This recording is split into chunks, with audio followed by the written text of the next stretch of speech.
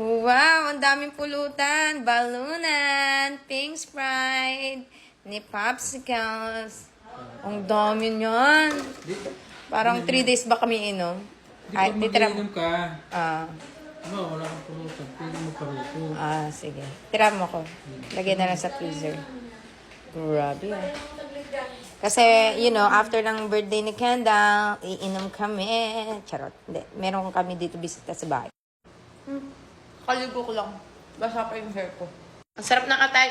Anyway, from Cream Top PH. Ayan. Meron na silang buko salad. Naku, umaasenso na talaga yung The Creamy. Hindi na sila The Creamy Top. The Creamy PH na lang pala sila. And meron silang bagong cheesy corn. Oh my God, kakainin ko to. And for sure, maubos na naman to mamaya. Meron ulit tayong mango sago at beef. Ang pinaka-favorite ko sa lahat, ang tuna spread. Favorite ko before na pang spread kasi mahilig kasi talaga kami dito sa bahay ng tinapay pagka yun yung breakfast namin. Yung egg nila, masarap din yun. Pero nung naglabas sila ng tuna spread, pwede nyo to iulam.